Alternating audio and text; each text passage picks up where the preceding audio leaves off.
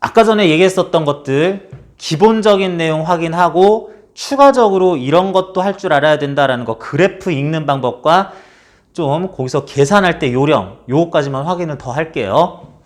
자 보자. 먼저 우리 연력학 다루고자 한다라고 하면은 자동으로 떠올라야 됩니다. 머릿속에서 연력학은 식 2개부터 시작을 하자. 각각의 문자의 의미와 그것들의 단위 이런 것들은 여러분들 뭐 기본으로 알고 있어야 되는 거고 Q는 W 플러스 델타 U이다. 그래.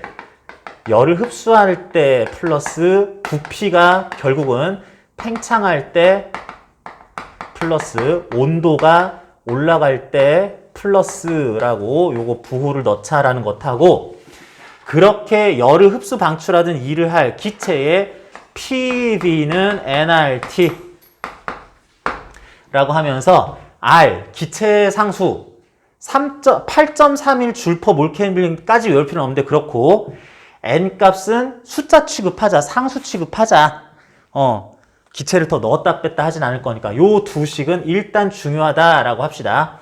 그리고 관련한 이제 그래프도 그리고 뭐 문제 적용도 하고 그럴 텐데 요거 관련해서 식 하나만 더 외웁니다.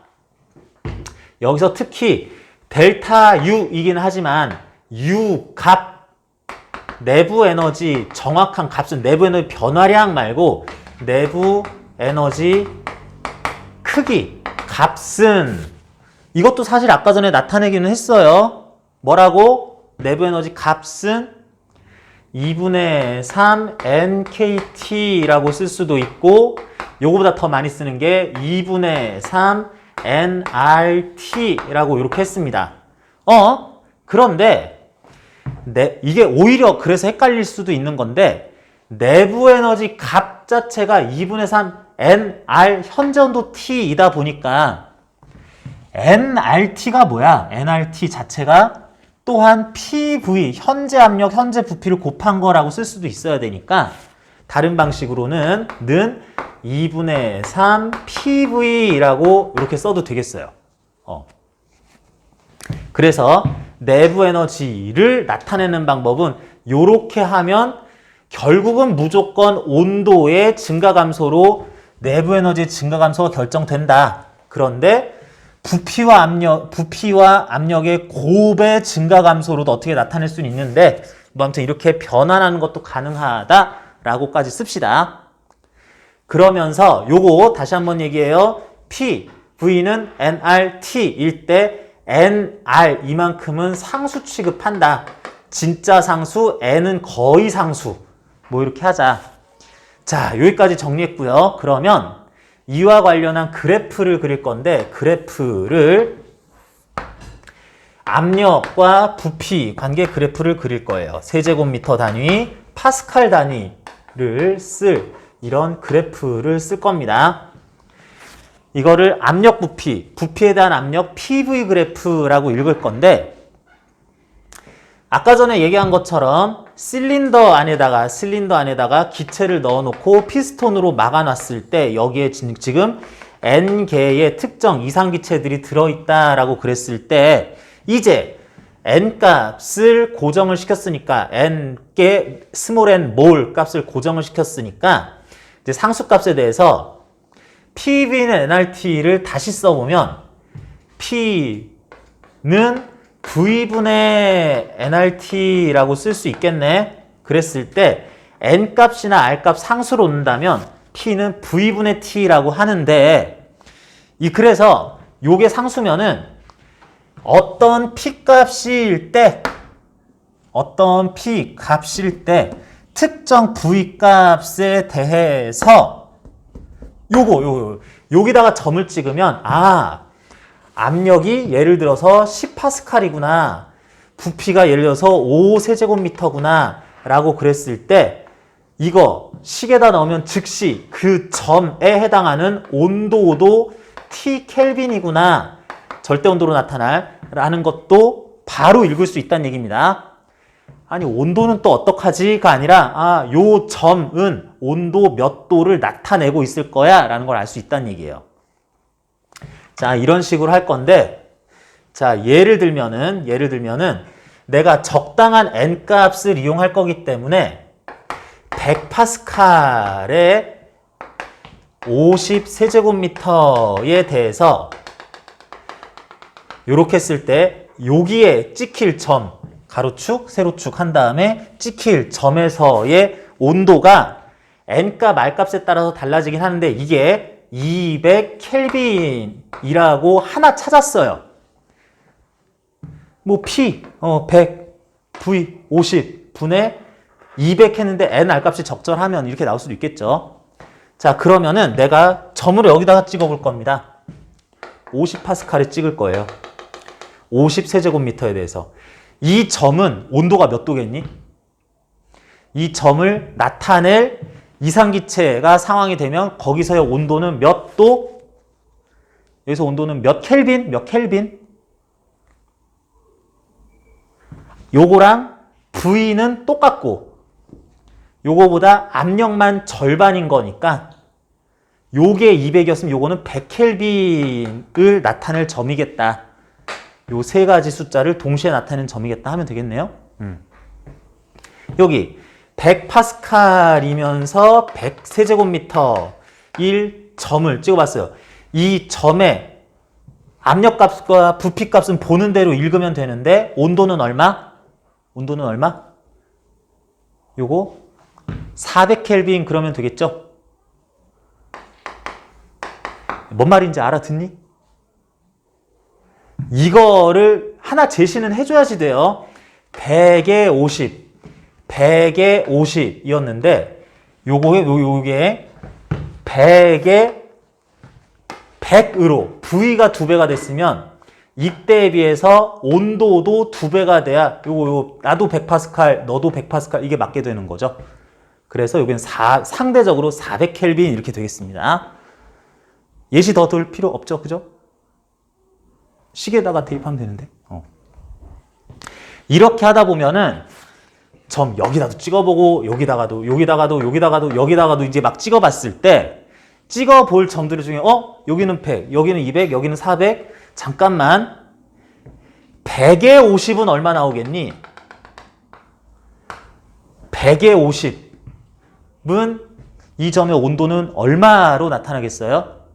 이 점의 온도는 200켈빈 나오겠죠. 그죠?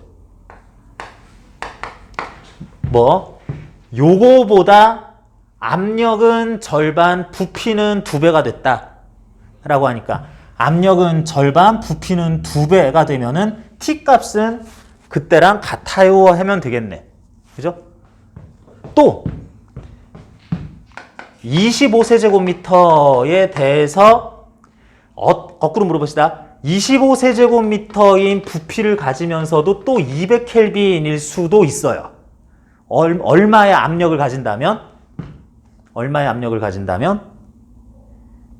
200켈빈, 50에 100이었어야 되는데 또 200켈빈이고 싶어. 그런데 부피를 절반으로 줄였으면 압력은 2배로 될 200파스칼이면서 25일 이 점이 또한 200켈빈을 나타내야 되겠다. 내가 정한 특정 온도에 똑같은 온도를 가지는 점들이 이런 식으로 나타내다 보면은 온도값이 일정할 P값, V값은 반비례해야 되니까 요게 200켈빈인 걸 하나만 찾았으면 여길 지나고 또 요런 데도 지나고 지날 분수함수가 이렇게 나타나겠다. nRT 일정할 P, Y, V, X Y는 X분의 얼마라고 나올 이런 분수함수 꼴이 등장을 하겠죠. 그랬을 때 요렇게 해서 그런 점들을 쭉 다 모아준 곡선의 이름이 바로 이 현장에서 이 상황에서 200켈빈 등온곡선이라고 한다. 200켈빈 등온곡선이라고 한다. 그냥 여기서 점의 특징을 찾은 겁니다. 야, 200켈빈 등온곡선만 있냐? 100켈빈 등온곡선도 만들 수 있죠. 100켈빈 등온곡선은 일단 50, 50을 지나면서 또 어디도 지나야 되겠다? 말하자면 25, 100 지나야 되겠죠.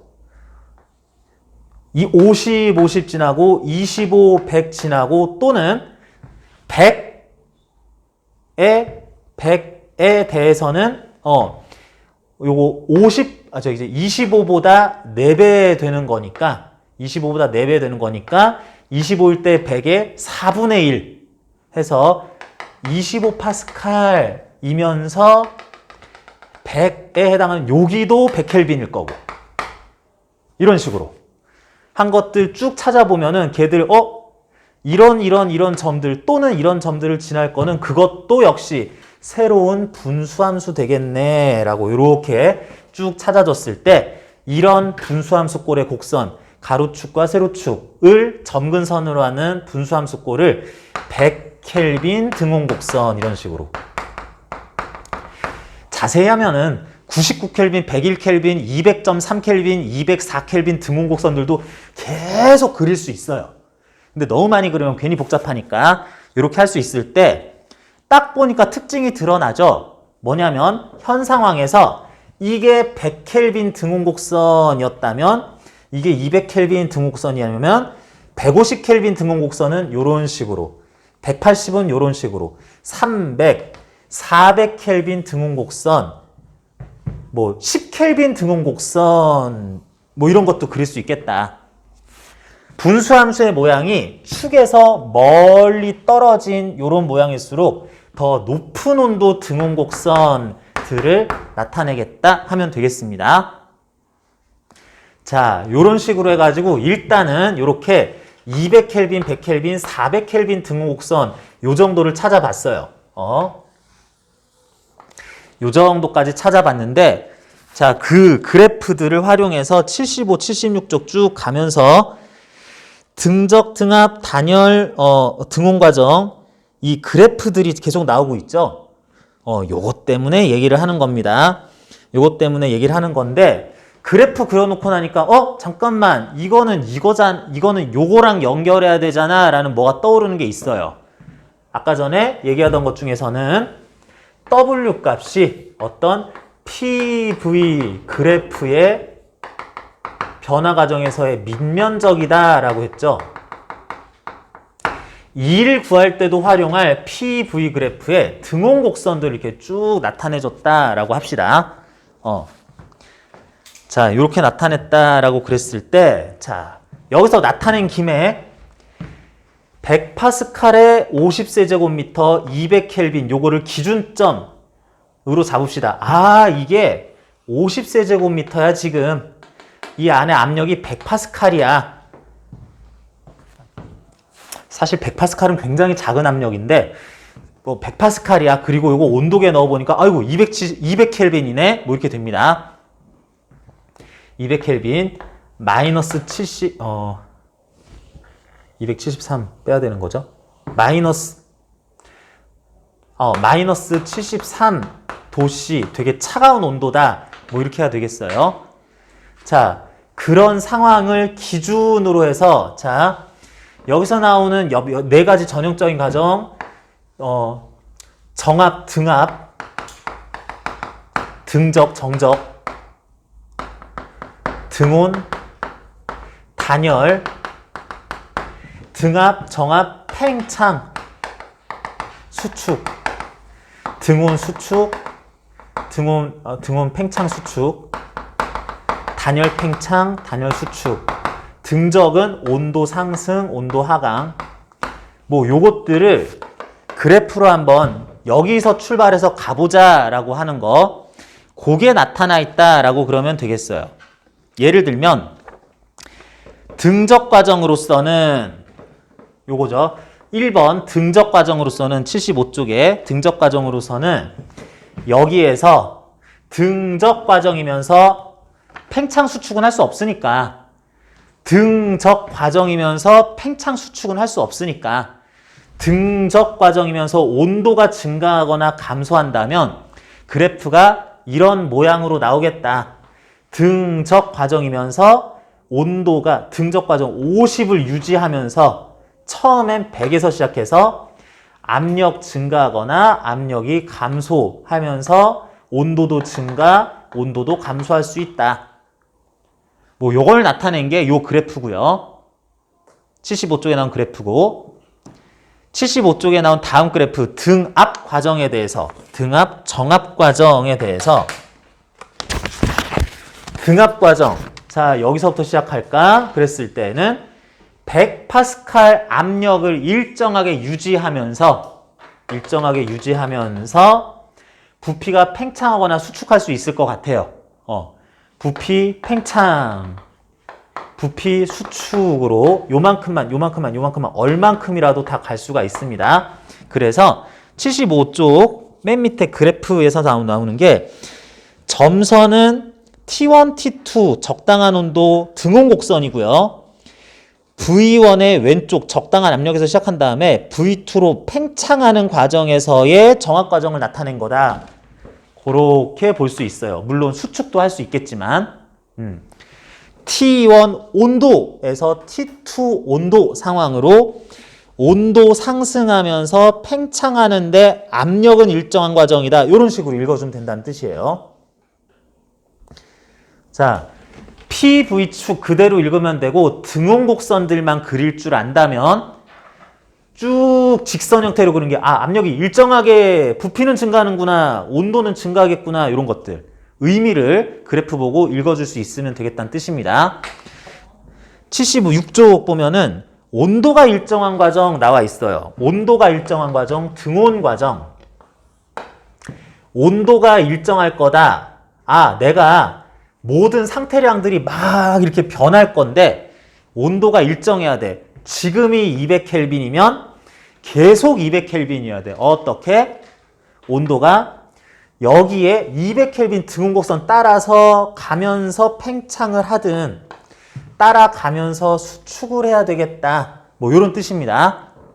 그래서 76쪽에 V1 상태 적당한 압력에 대해서 그때 온도가 뭐 여기선 200켈빈 적당 온도 T켈빈이라 그러면 등온곡선 그려놓고 그 점선 따라서 팽창하거나 수축하는 거 그 중에 팽창 상황을 그래프에선 그려넣어서 표시했다라고 하면 되겠어요.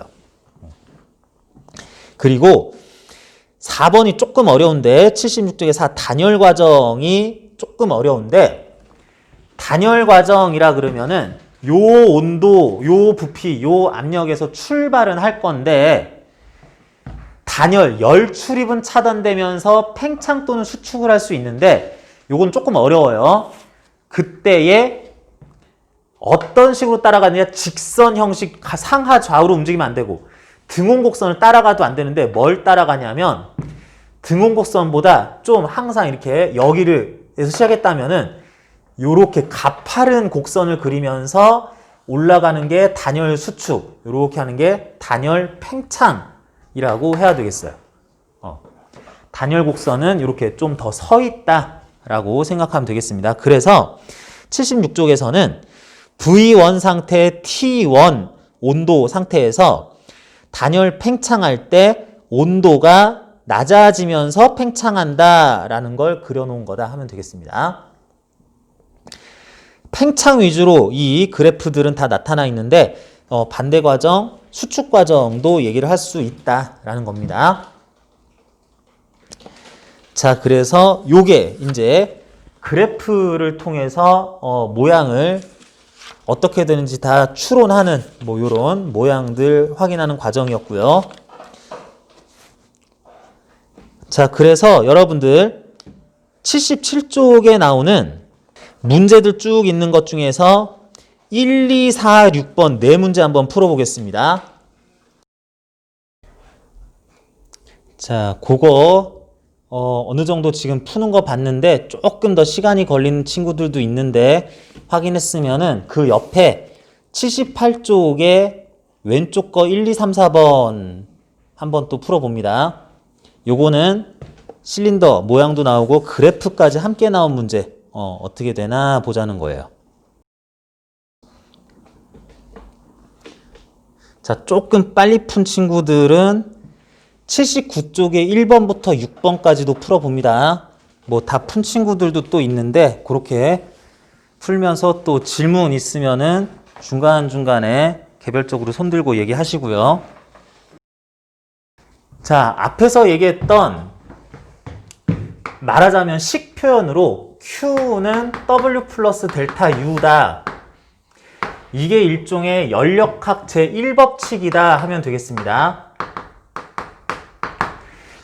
연력학 1법칙은 에너지 보존 법칙이라고 해가지고 에너지라는 건 갑자기 생겨나거나 갑자기 사라지는 건 안 되고 이렇던 에너지 형태가 이렇게 변환돼야 된다라고 하는데 그게 열 에너지가 내부 에너지 형태로 변하는 과정에서 일로 약간은 이제 외부로 다시 되돌아 나가고 이만큼이 이렇게 변했다 뭐 이런 식으로 설명하는 게 연력학 1법칙의 식으로서의 표현이다 하겠습니다. 근데 연력학 1법칙 에너지 보존 법칙 뭐 그럴 것 같아 나도 알겠어 보통 하는데 연력학 2법칙은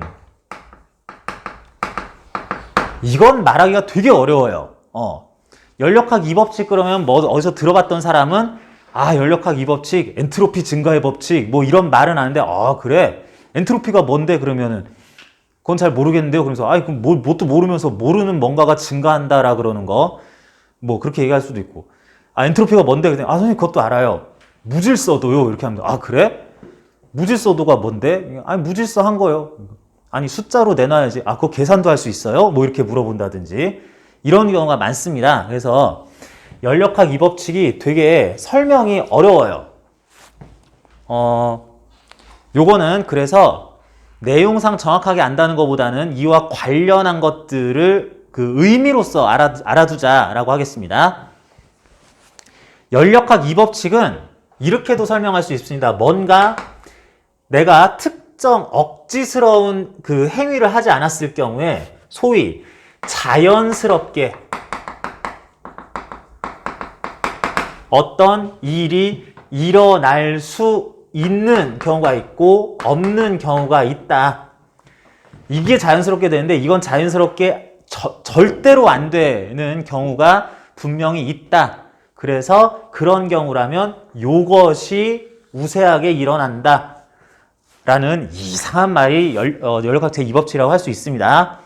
말이 이상해요. 자, 이와 관련해서 용어들이 나오는 건데 먼저 우리는 이것부터 정립을 해야 돼요. 작용이 있고 작용이 있으면 반작용이라기보다는 연력학에서는 역작용이 있고요.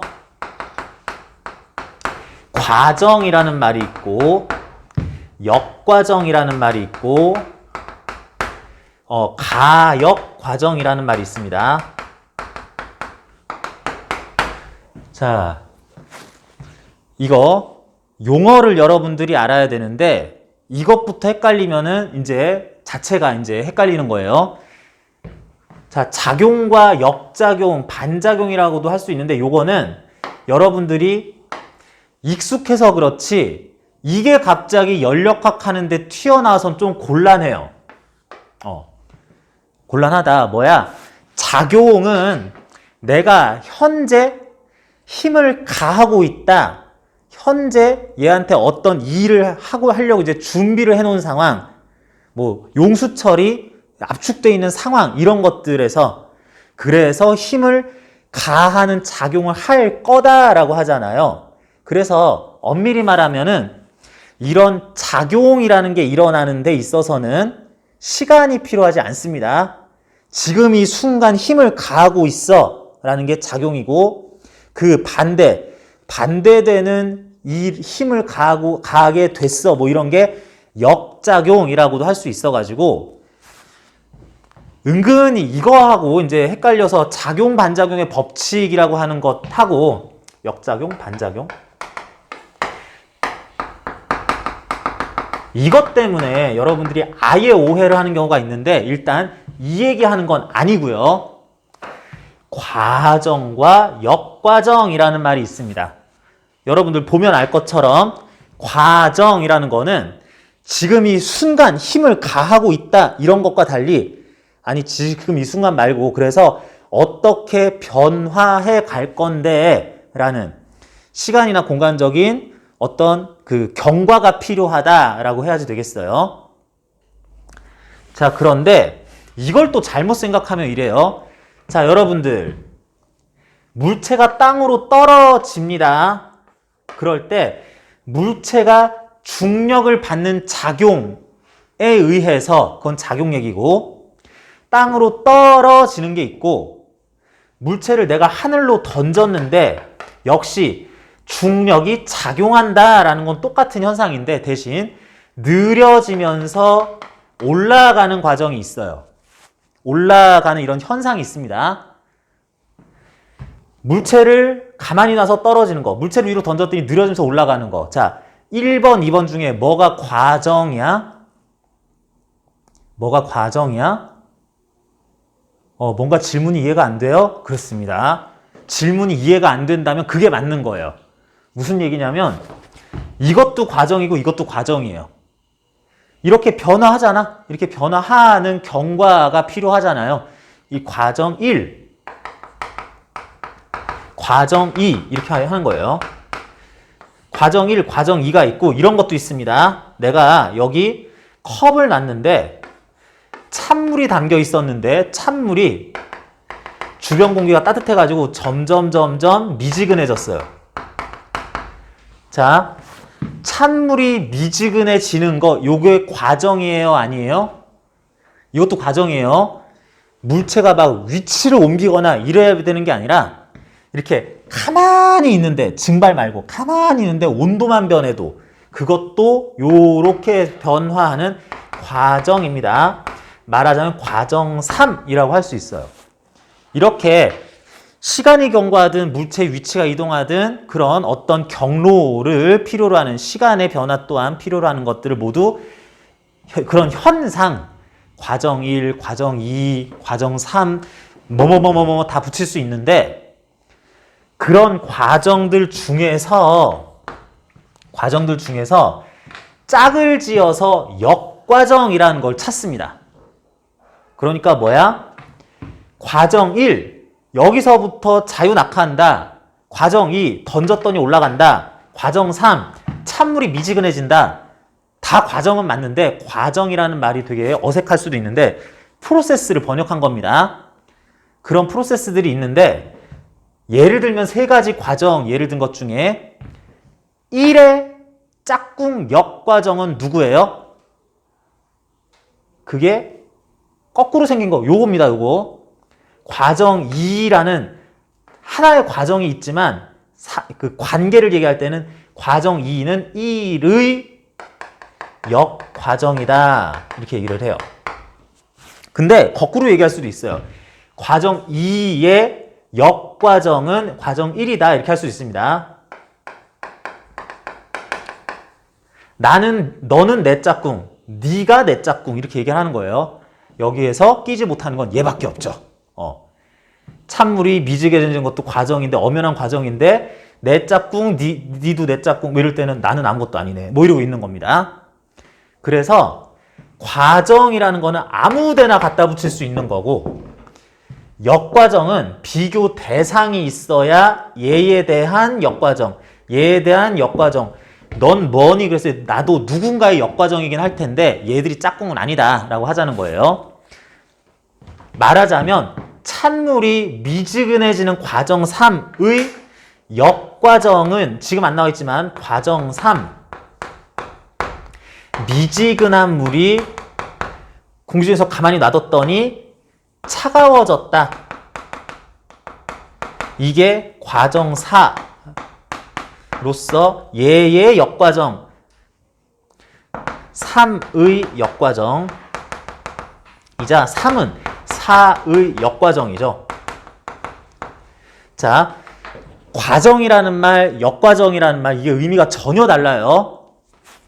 모든 건 과정 1, 2, 3, 4, 5, 6, 7, 8, 9, 10, 11, 12고 1의 역과정은 그들 중에 너구나 4의 역과정은 그들 중에 너구나 이런 식으로 찾아줘야 된다는 거야.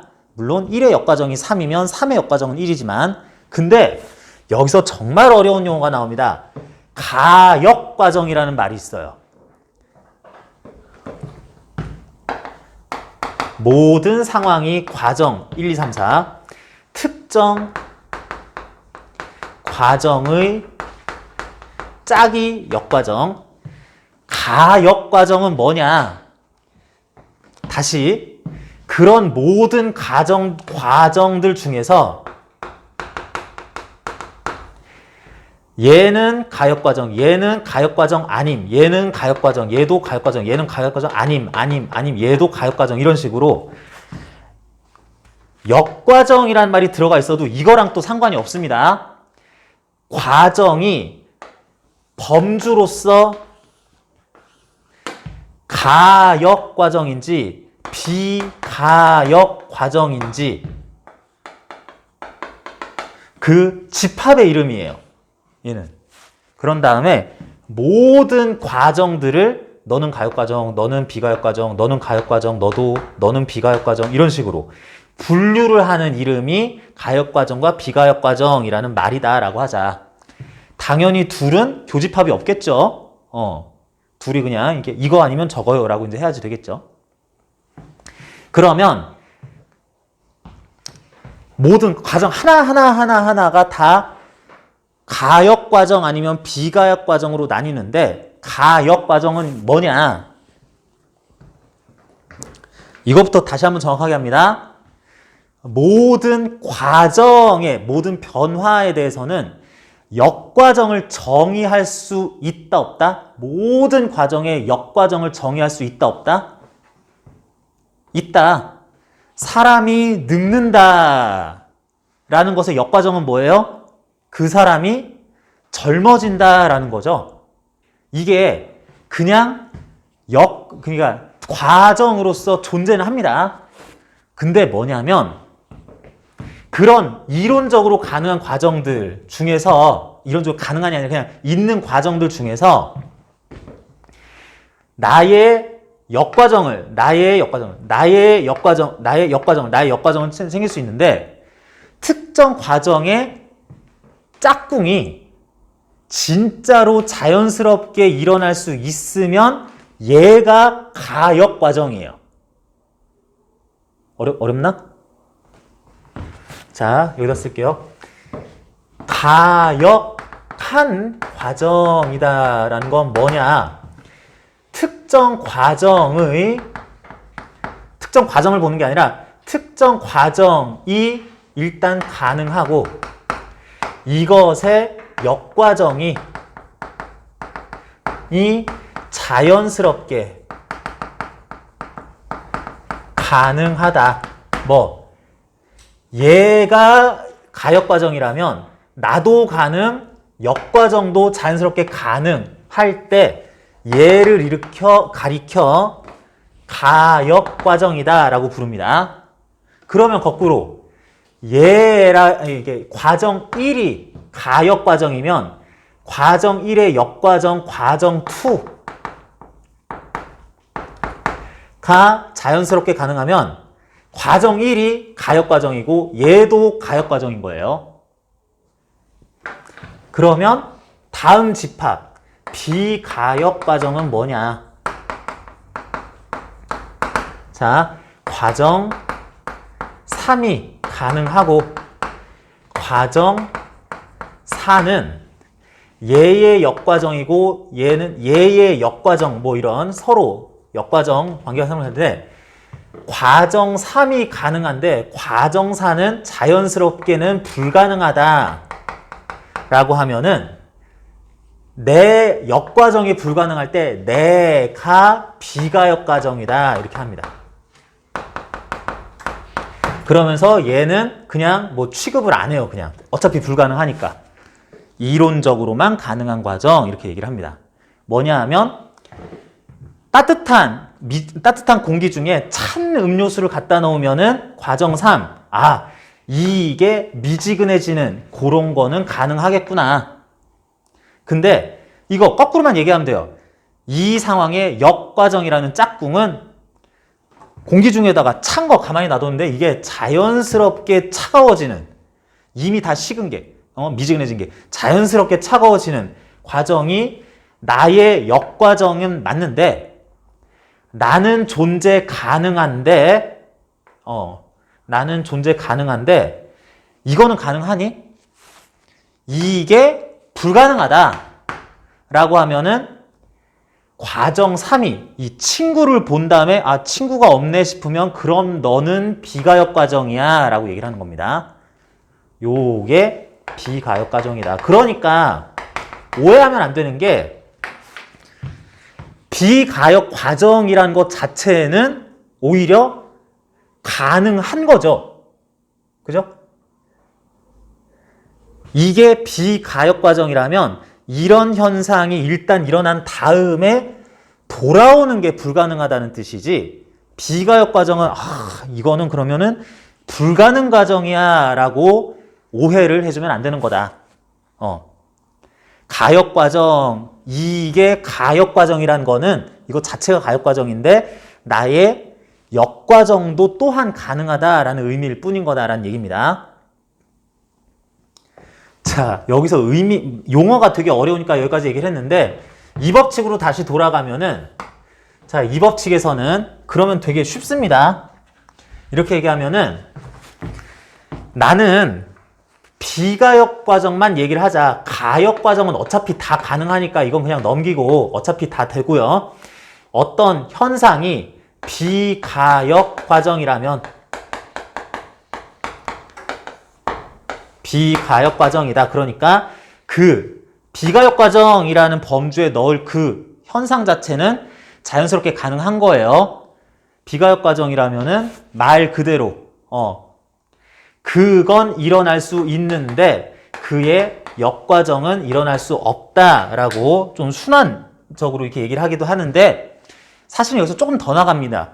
얘는 왜 비가역 과정이었냐면 그 비가역 과정인 과정 이거 자체가 엔트로피가 증가하는 과정이었기 때문이다라고 그래요. 자, 어떤 현상이 이렇게 되는 건 일단 가능한데 여기서 거꾸로 되는 2번 과정이 불가능하다면 이걸 가리켜서 비가역 과정이라고 하는데 근데 뭐라고?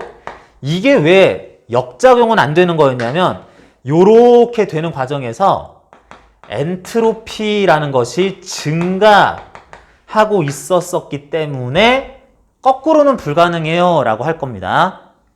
왜 그러냐면 요런 과정은 엔트로피가 증가했었다면 역과정이라면 당연히 이 역과정에 대해서는 엔트로피는 또 감소를 해야 된다.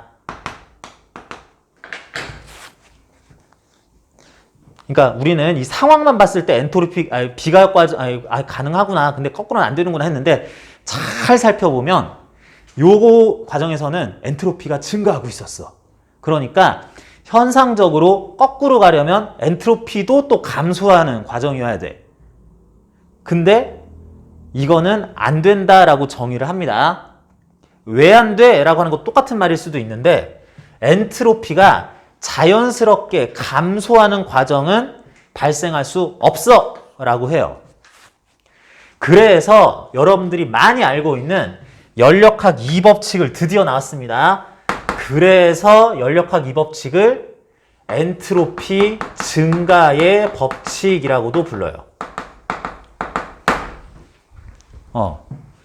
자, 여기서 다시 보자. 상온의 공기에서 차가운 물이 미지근해지는 게 과정 3이었고 과정 4, 그의 역과정은 미지근한 게 다시 차가워지는 과정인데 미지근한 게 다시 차가워지는 과정은 이거는 자연스럽게는 불가능하다라고 하자면 이게 왜 불가능하냐면 자연스럽게 불가능한 것은 4라는 과정은 요거는 엔트로피가 감소하는 과정이기 때문이다 라고 할 거예요. 엔트로피가 감소하는 거기 때문에 엔트로피는 증가만 해야지 감소가 자연스럽게 이루어지진 않아 라고 할 겁니다. 그러니까 뭐야? 거꾸로 얘기하면 찬물이 미지근해지는 요 3과정은 집합의 범주상 비가역 과정이며 왜 비가역 과정이냐라 그러면은 이제 이렇게 대답할 수 있어요. 찬물이 미지근해지는 동안에 엔트로피가 증가할 거거든 이라고 해요.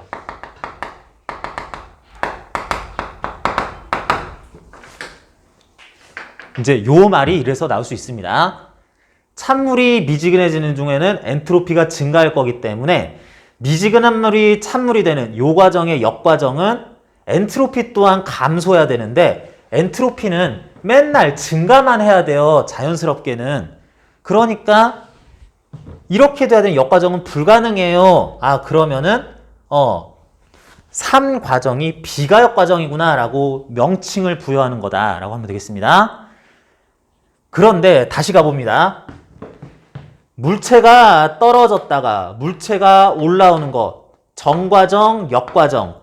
정과정도 가능, 역과정도 가능. 그러면 이거 자체가 가역과정. 이었으면은 이게 가역과정이라는 거는 이게 엔트로피가 어떻게 되는 거였다는 뜻이기도 해. 이게 가역과정이라면 만약에 첫 번째 이게 엔트로피가 감소하는 상황이었다면 이거 자체가 안 돼요, 그냥. 두 번째, 이게 엔트로피가 증가하는 과정이었다면 역과정은 엔트로피가 감소해야 되기 때문에 이게 안 된다. 그러면 이게 비가역 과정이어야 된다. 이도 저도 아니려면 이게 가역 과정이라는 얘기는 한마디로 요렇게 그 해당 과정이 발생하는 동안 엔트로피는 증가 감소가 없다. 이렇게 되는 과정에서는 엔트로피가 일정하다 라고 하는 과정은 이제 가역 과정이다 라고 얘기하는 것도 가능해집니다. 여기 용어가 어렵기 때문에 여러분들 이 용어에 대한 엄밀한 의미 제대로 이해하는 것도 필요해서 얘기를 해봤습니다. 가역 과정, 처음 상태로 완전히 돌아갈 수 있는 과정.